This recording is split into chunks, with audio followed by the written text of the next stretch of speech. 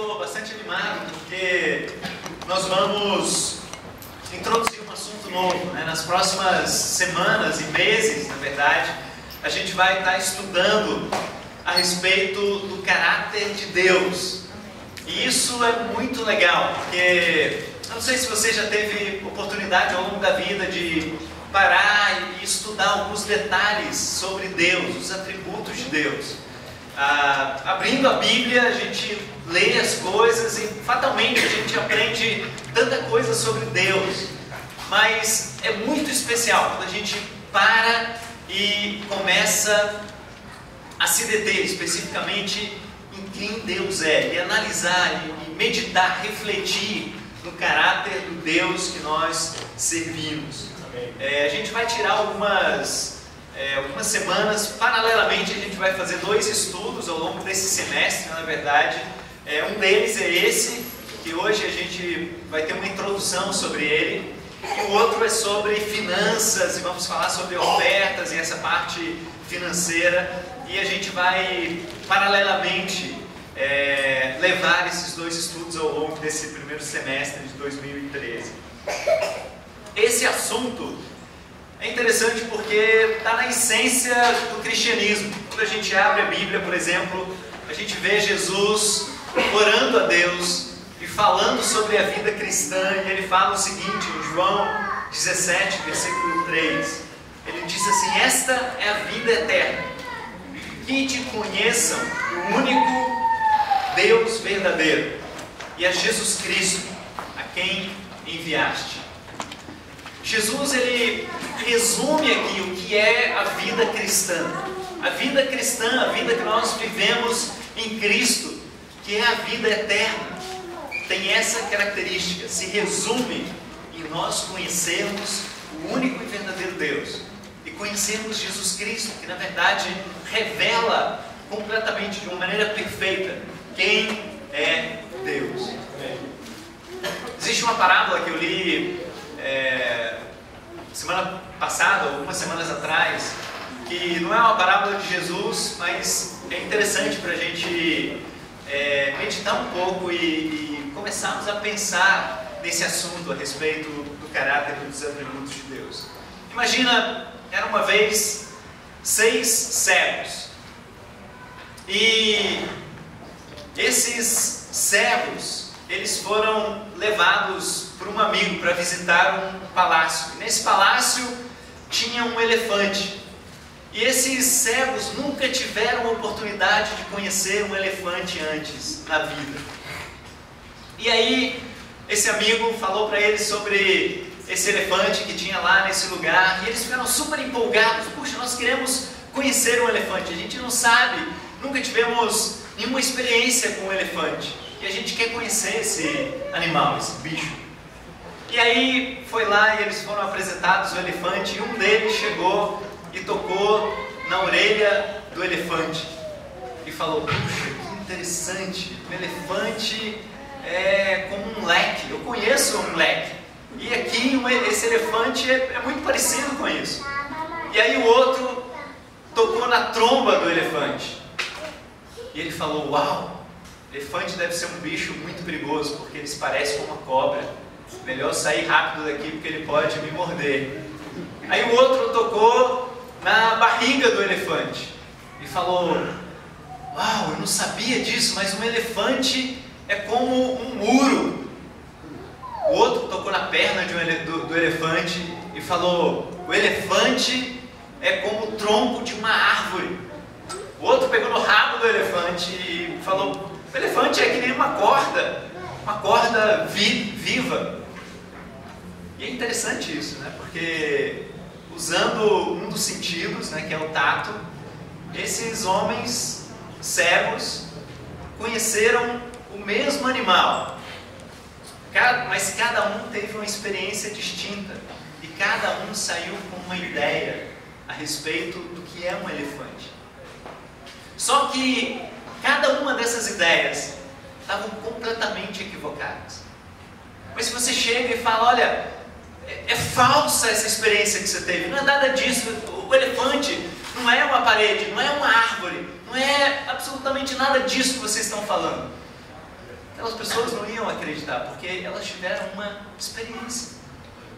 Só que uma experiência que levou cada uma delas a uma conclusão completamente errada. A pergunta que eu faço é: a experiência que eu e você estamos tendo com Deus é uma experiência completa? É uma experiência verdadeira? É uma experiência que está conduzindo eu e você realmente a um conhecimento, como Jesus fala na oração dele, do Deus verdadeiro, de quem verdadeiramente é Deus? Isso é o que de mais importante a gente faz na nossa vida, na nossa existência aqui nessa terra. Mas será o que garante para a gente que nós estamos convivendo, conhecendo, estreitando laços de amizade com um Deus que é verdadeiro? E a nossa experiência está nos levando ao conhecimento desse Deus verdadeiro. Sabe, sobre isso que a gente quer falar. A gente quer ter essa garantia, a gente quer estudar atributos de Deus, vários atributos, não apenas não apenas uma das faces do caráter de Deus, mas várias faces, para que a gente possa ter uma ideia verdadeira de quem é Deus e assim nós possamos, ao longo da nossa vida, na prática, no nosso dia a dia, ter uma amizade, conhecer cada vez mais profundamente o nosso Deus. Isso é importante porque essa experiência, e na verdade a ideia que nós formulamos a respeito de Deus na nossa vida, vai guiar nossas decisões, vai guiar nossos valores, nossos princípios. Se eu pergunto para você, o que vem à sua mente quando você pensa em Deus? Se a gente para refletir alguns segundos sobre Deus, o que vem à nossa mente? Se eu falo para você, essa imagem, essa ideia que vem à sua mente quando a gente reflete sobre Deus, é a principal coisa a seu respeito. Você acredita nisso? Essa ideia é a principal coisa que vai nortear sua vida.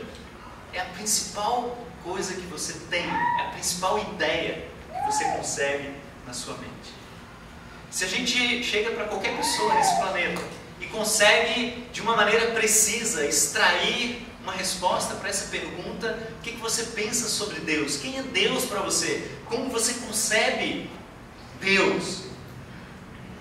A gente pode, com muita segurança, definir os passos dessa pessoa. A gente pode, com razoável segurança, definir até mesmo a eternidade dessa pessoa. Saber qual caminho ela vai trilhar na vida. Saber onde ela vai passar a eternidade dela. Isso é extremamente importante. Tudo está pautado nessa ideia que nós temos de Deus. Isso é importante nós pensarmos, porque se isso é verdade, a principal coisa a nosso respeito não é a nossa formação, não é o quanto a gente estudou, o quanto a gente deixou de estudar. A principal coisa a nosso respeito não é a família onde nós nascemos, não é a cultura que nós temos, o país onde a gente vive. A principal coisa das nossas vidas é como nós construímos essa ideia sobre quem é Deus. A principal coisa nem é como a gente, quanto tempo a gente passa ajudando as pessoas, ou quanto tempo a gente passa na Bíblia, estudando a Bíblia, porque até mesmo essas coisas vêm dessa ideia primária de quem é Deus. Porque se temos uma ideia verdadeira de quem é Deus, a gente vai saber como Deus quer que a gente ajude as pessoas, e a gente vai ajudar as pessoas de maneira correta. Se a gente tem uma ideia verdadeira sobre Deus, a gente vai saber como lidar com os nossos próprios corações. Se a gente tem uma ideia verdadeira sobre Deus, a gente vai para a Bíblia procurando a coisa certa, com o enfoque e a perspectiva correta. Isso é extremamente necessário. Se a gente pensa em histórias da Bíblia, como por exemplo Abraão, lembra quando Deus pediu que Abraão sacrificasse seu filho. Algo extremo, algo muito, muito forte. Mas Abraão foi lá e estava pronto para fazer o que Deus pediu dele. Por quê? Porque ele não amava Isaac, porque ele estava alienado, ele era um fanático. Em absoluto, ele estava pronto para fazer, porque ao longo de anos ele conheceu o Deus verdadeiro. E ele tinha na mente dele uma ideia muito precisa a respeito de quem era Deus. Ele sabia, por exemplo, que Deus era fiel, que Deus cumpriria a promessa dele. Por isso que Hebreus fala, Abraão acreditava que ele matando Isaac, Deus poderia ressuscitá-lo da morte. Mas ele tinha plena convicção de que alguma coisa Deus iria fazer, que alguma coisa fantástica ocorreria ali. Ele tinha plena convicção que ele podia fazer aquilo que Deus estava pedindo dele. Por quê? Porque Deus é amoroso, porque Deus é fiel, porque Deus é misericordioso, porque Deus tinha um plano maior para a humanidade inteira, que aquilo ali fazia parte desse plano maior. Esse conhecimento de Deus levou ele a fazer a coisa certa e a confiar em Deus. Sabe, muitas coisas na nossa vida, a gente patina, a gente não vence, a gente demora tanto tempo para ir para um outro patamar na nossa fé, tanta coisa na nossa vida, a gente titubeia, a gente peca, porque no fundo, não temos uma ideia precisa de quem é Deus na nossa mente. E aí, na hora que tem que confiar, a gente hesita em dar espaço. Esse estudo, esse enfoque na nossa vida é extremamente importante. A Bíblia fala, Filipenses, Paulo fala, por exemplo, que todo joelho se dobrará diante de Deus. Toda língua confessará que Jesus Cristo é o Senhor. Pensa na pessoa mais arrogante que você conhece na vida, ou que você conheceu na vida. Cuidado com o que você vai pensar, né? Mas pensa, talvez que você nem conheceu, mas que você imagina, né? Que você é um personagem da história. Essa pessoa, junto com todas as outras, vão se curvar diante de Deus e vão confessar que Jesus Cristo é o Senhor. Por quê? Porque nesse momento, essas pessoas vão conhecer Deus na íntegra, vão conhecer quem verdadeiramente Deus é. E quando a gente está, um dia nós vamos estar lá, né, face a face com Deus, mas quando a gente contempla a glória de Deus, a gente não fica de pé. É a experiência que João teve em Apocalipse, né? Deus deu uma pequena visão para ele do que é o céu, e ele caiu como um morto, porque contemplou um pouquinho da glória de Deus. Quanto mais próximo a gente está de Deus, quanto mais precisa essa ideia que a gente tem a respeito de Deus, mais forte vai ser o impacto do Evangelho nas nossas vidas. Mais parecido com Cristo nós vamos ser. Maiores serão as nossas transformações. Maior será o impacto na nossa vida, na sociedade, no meio onde a gente está. Porque isso transforma completamente a nossa vida. Quando a gente conhece Deus com mais precisão, o nosso louvor, a nossa adoração vai para um outro nível. Quando a gente conhece a Deus com mais precisão, nós nos relacionamos com Ele de uma forma mais intensa, mais próxima. Quando conhecemos mais a Deus, nós sofremos o impacto da palavra dele e do Espírito com muito mais intensidade. A questão, irmãos, é que eu e você, nós podemos estar aqui na igreja, podemos fazer parte desse corpo aqui, verdadeiramente, e a nossa experiência cristã pode ser uma experiência real, porém superficial, real, porém desfocada, real, porém que não vai refletir o verdadeiro poder de Deus com a intensidade que pode refletir. Por quê? Porque a gente vai estar se relacionando com Deus de uma maneira equivocada. Porque a nossa ideia é uma ideia errada a respeito de Deus.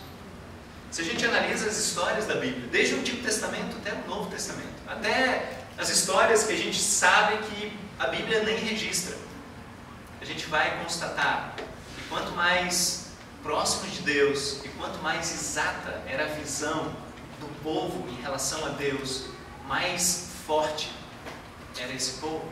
A história de Israel conta isso. O povo se desviava de Deus, perdia o enfoque, a convicção, e o povo degringolava, pecava e por várias vezes foram destruídos, quase que completamente. A história da igreja revela a mesma coisa. A história do nosso grupo aqui vai revelar exatamente isso. Se a gente tem esse enfoque na nossa vida, se o desejo que arde no nosso coração é conhecer cada vez mais e mais a Deus, nós vamos crescer, porque Deus vai estar mais efetivamente presente no nosso meio, vai estar agindo na nossa vida. Então, a primeira coisa que eu queria abordar era isso. Nossa visão, nossa ideia a respeito de Deus é extremamente importante. Isso vai guiar a nossa vida, vai guiar as nossas decisões. Em segundo lugar, é importante a gente pensar que quando a gente constrói uma ideia falsa a respeito de Deus, nós vamos estar sendo idólatras. Idolatria é exatamente isso. É a gente ter como Deus algo ou alguém diferente de quem Deus de fato é. Idolatria fica clara quando a gente se ajoelha diante de uma imagem e adora uma imagem. Essa é a visão que normalmente, no geral, nós temos de idolatria. Mas nosso ídolo pode ser uma pessoa, nosso ídolo pode ser nós mesmos. Nosso ídolo pode ser um Deus que nós criamos, que não é um Deus verdadeiro, mas é um Deus que atende às nossas expectativas, que se enquadra no nosso modelo, naquilo que nós desejamos. Tem um filósofo francês, Voltaire, que ele falou o seguinte, ele era bastante crítico, ele falou o seguinte: Deus criou o homem à sua imagem e semelhança, e este lhe retribuiu na mesma moeda. E o triste disso é que às vezes, ou muitas vezes, ele tem razão. É verdade.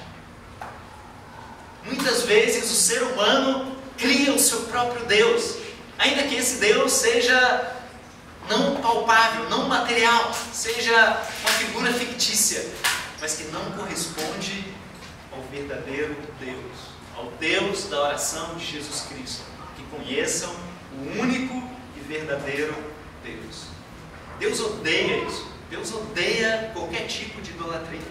Deus odeia esse pecado com muita intensidade. Isso fica claro também nas páginas da Bíblia. Deus repudia esse tipo de atitude.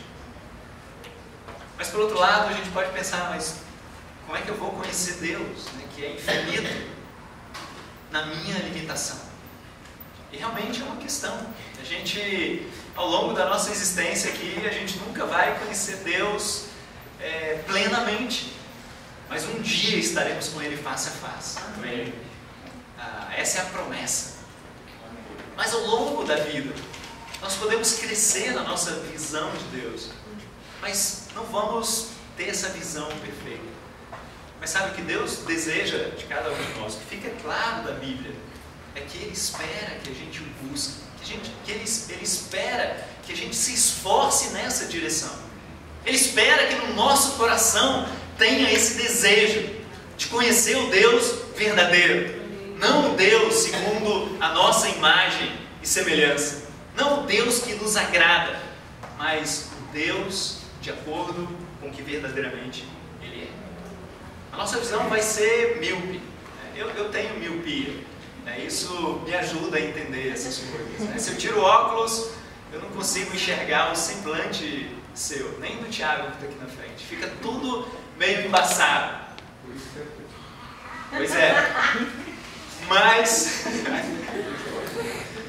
eu sei uma coisa, mesmo sem óculos, eu sei que não tem árvores plantadas nas cadeiras. Eu sei que são pessoas, eu sei que são meus irmãos, meus amigos que estão aí. Quando eu coloco os óculos, as coisas ficam mais claras, mas mesmo sem óculos, dá para ver que são seres humanos. Não é isso que Deus quer da gente. Nós vamos atrás do Deus verdadeiro, mesmo que isso esteja um pouco embaçado, mas a gente vai ter uma ideia completa, ainda que meio míope, do Deus verdadeiro. Amém. Por isso que a gente precisa jogar fora toda e qualquer concepção religiosa. Por isso que a gente precisa jogar fora as coisas que nós adquirimos ao longo da vida, mas que não vieram da fonte correta. Nós precisamos nos esvaziar o copo, jogar o que tem, para que seja cheio de coisas boas, da fonte correta. Água da fonte correta. Por isso, muita coisa que a gente tem sobre visão de Deus, e talvez mesmo nós que somos cristãos já há alguns anos, se a gente começa a estudar a Bíblia com esse coração, com essa sinceridade, e começa a deixar Deus sondar o nosso coração, pode ser que muitas coisas Deus revele, que muitas coisas a gente tem concepção que não vieram do lugar certo, mas vieram lá de uma tradição familiar, ou vieram de uma cultura religiosa que nós fizemos parte por algum tempo, ou vieram da nossa própria mente, que a gente queria tanto que fosse desse jeito, e aí a gente insistiu e acabou acreditando que a coisa era assim. Irmãos, nós precisamos ter essa sinceridade de jogar fora e construir de maneira correta.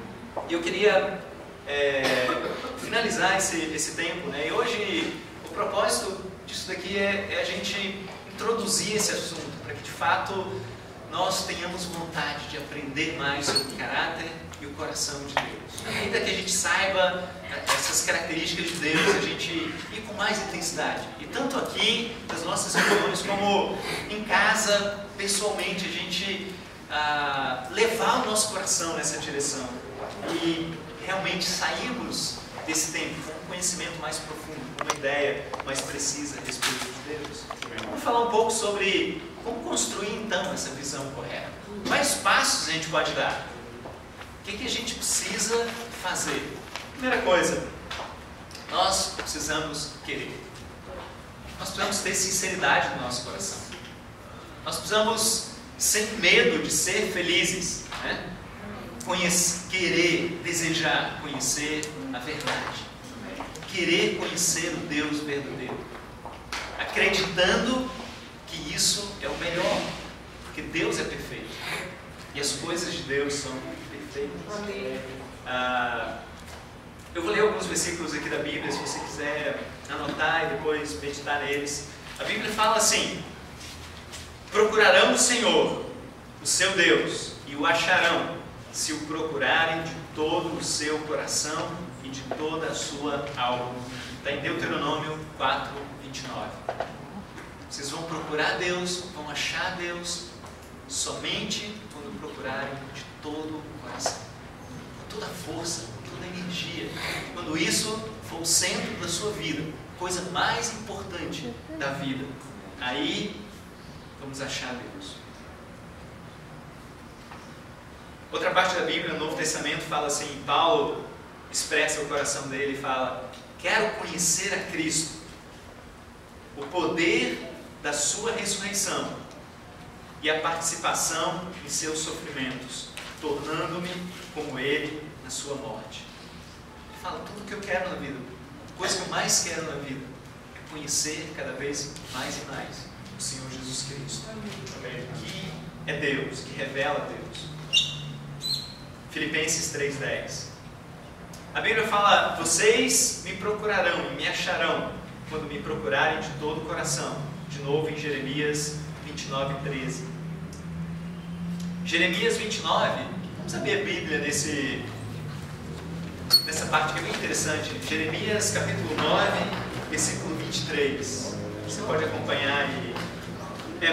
Primeiro eu só citei, né, Jeremias 29:13. Agora a gente vai ler juntos uma outra passagem. Jeremias capítulo 9.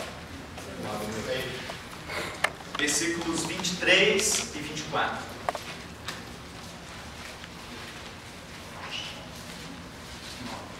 Jeremias, capítulo 9,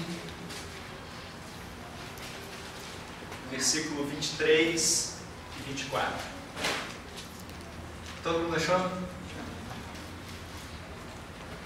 Então vamos lá. Assim diz o Senhor: não se glorie o sábio em sua sabedoria, nem o forte em sua força, nem o rico na sua riqueza. Mas quem se gloriar, glorie-se nisto, em compreender-me e conhecer-me, pois eu sou o Senhor, e ajo com lealdade, com justiça e com retidão sobre a terra. Pois é dessas coisas que me agrada, declara o Senhor. Sabem, é demais o que Deus fala aqui. Ele expressa o coração dele, ele fala das coisas que o agradam. E ele fala: você quer me agradar? Uma coisa que você pode fazer, que me agrada muito, é quando você aplica o seu coração e me conhecer, e me compreender. Quando você usa todo o seu intelecto, toda a sua emoção, toda a sua concentração, toda a sua força, quando você coloca a sua vontade caminhando nessa direção de compreender e conhecer Deus. E ele fala: não se glorie na sua sabedoria, na sua força, nos bens materiais que você tem. Glorie-se, tenha como precioso na sua vida aquilo que você sabe a meu respeito, porque isso é mais importante, isso que é a sua vida. Sobre o que eu e você nos gabamos? Sabe quando você está lá na roda de amigos, né, começa a contar a vantagem, né? Puxa, eu já fiz isso na vida e eu sou assim, e você é assado, e começa a contar as experiências, né, os assuntos que mais empolga o seu coração. O que salta? O que você gosta de falar? É a respeito das coisas desse mundo? É a respeito das coisas materiais? A respeito das ideias, né, dos pensamentos, das filosofias, das coisas intelectuais? Ou é a respeito da força, né, do vigor, ou é a respeito de Deus? Quando a gente pensa, né, no íntimo, sozinhos, a respeito da nossa vida, e a gente vai ver que a gente fez muita besteira na vida, é verdade. Mas se a gente dá uma chance para nós mesmos, né? Vamos pensar nas coisas legais que a gente fez na vida, né? Os feitos que a gente fez legais ao longo da nossa vida. O que a gente se empolga para falar? A respeito das conquistas profissionais, a respeito das conquistas materiais, ou a respeito das conquistas materiais? Puxa, eu estou conhecendo mais a Deus, eu estou tendo vitórias com Deus, eu estou mais firme na minha fé, eu tenho crescido mais. É disso que Deus está falando. Para a gente não se gloriar em qualquer outra coisa que não seja conhecimento dele, a gente ter o mais precioso acima de tudo, esse conhecimento. O salmista expressa o coração dele em Salmo 63, 1 e 2, falando: ó Deus, Tu és o meu Deus, eu te busco intensamente, a minha alma tem sede de Ti, todo o meu ser anseia por Ti, numa terra seca, exausta e sem água. Quero contemplar-te no santuário e avistar o Teu poder, a Tua glória. Isso reflete o meu coração, isso reflete o seu coração. Nós somos como terra seca, né, que anseia por água. Esse é o nosso desejo de estar com Deus em cada dia. Quando a gente levanta, abre os nossos olhos, desperta de manhã, nós queremos estar com Deus. Nós temos sede e fome de conhecer mais a Deus, de aperfeiçoar essa ideia que nós temos a respeito de Deus. Sabe, a primeira coisa que Deus claramente na Bíblia fala para a gente é isso: você precisa querer, você precisa desejar me conhecer, e aí você vai, de fato, me conhecendo dia após dia. E a segunda coisa é a fonte correta, é a palavra de Deus. Graças a Deus nós temos a Bíblia hoje, graças a Deus, porque para pensar no que as pessoas falam a respeito de Deus por aí. E aí, se fosse só isso, quem que eu e você seguiríamos? Para onde nós iríamos? Qual o caminho que a gente ia trilhar na nossa vida? Em quem confiaríamos? confiar. Mas graças a Deus a gente tem uma fonte segura, que Deus, sabendo dessa necessidade, preservou e colocou nas nossas mãos. Isso é um tesouro tão precioso, que é a nossa Bíblia, que está ao nosso dispor dia após dia. Muitas são as ideias sobre Deus, e o Deus que a gente precisa conhecer não é o Deus das pessoas que se levantam nesse mundo para falar sobre Deus. Não é o Deus dos filósofos, não é o Deus dos sábios desse mundo. É o Deus dos profetas, é o Deus dos apóstolos. Esse é o nosso Deus, esse é o Deus que a gente precisa se esforçar para conhecer. O Deus dos profetas e dos apóstolos. Amém. E se o filósofo tiver esse Deus, a gente vai conhecer o mesmo Deus do filósofo. Se o cientista, se o sábio desse mundo tiver o Deus dos profetas e dos apóstolos, a gente vai conhecer o mesmo Deus deles. Mas não porque é o Deus deles, e sim porque é o Deus da Bíblia. E aqui está a fonte. É aqui que nós precisamos ir com toda a sede, com toda a força do nosso coração. Amém. E nessas semanas o que a gente quer fazer é exatamente isso. A gente quer ir para as Escrituras e ver o que a Bíblia, a revelação de Deus, fala sobre o caráter dele. Fala sobre quem ele é, os aspectos do coração, como Deus pensa, como Deus age. Quem verdadeiramente é Deus, segundo ele próprio. Não segundo mais ninguém, mas segundo a palavra dele. Jó, capítulo 11, versículo 7 a 10. Quando a gente vai para a Bíblia, a gente vê que Deus de fato é grande e infinito. Aqui a gente tem um discurso de um dos amigos de Jó, Zofar, que não conseguiu ajudar muito Jó, mas pelo menos nessa parte aqui ele falou uma coisa bem legal, que é verdadeira. Jó capítulo 11, versículo 7 e 8. A Bíblia fala assim, ele faz algumas perguntas, né, para ajudar Jó naquela situação. E ele fala, você pode perscrutar os mistérios de Deus? Pode sondar os limites do Todo-Poderoso? São mais altos do que os céus? Quem é que você poderá fazer? São mais profundos do que as profundezas. O que você poderá saber? Outra passagem, Salmo 45, 3, a Bíblia fala, grande é o Senhor e digno de ser louvado, sua grandeza não tem limites. Amém. Ou seja, como a gente falou no outro ponto, mas Deus é infinito e é impossível a nós, seres humanos finitos, compreendermos e chegarmos até Deus. Diante dessa impossibilidade, Deus, sabendo das nossas dificuldades, Ele, por grande misericórdia, graça e amor, Ele se revelou a nós. Por isso nós precisamos da revelação de Deus. Não importa quão inteligente nós sejamos, não importa quanto a gente se dedica com as nossas próprias forças, sem Deus se revelar a nós, nós jamais chegaríamos a Ele. Pelo nosso esforço próprio, sozinho, jamais chegaremos a Deus. Nós precisamos nos esforçar, mas precisamos contar com esse passo de Deus na nossa direção, com a revelação de Deus. Por isso que a Bíblia fala, há muito tempo Deus falou muitas vezes e de várias maneiras com os nossos antepassados por meio dos profetas.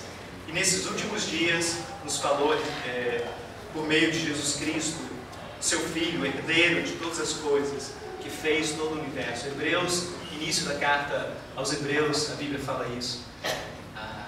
Deus se revelou a nós, tem se revelado desde os tempos antes de Cristo. Se revelou a nós de uma maneira muito perfeita por meio de Jesus Cristo. Se revelou a nós por meio do que os apóstolos escreveram no Novo Testamento. Ele se revelou a nós e se revela para nós hoje por meio da palavra dele. Amém.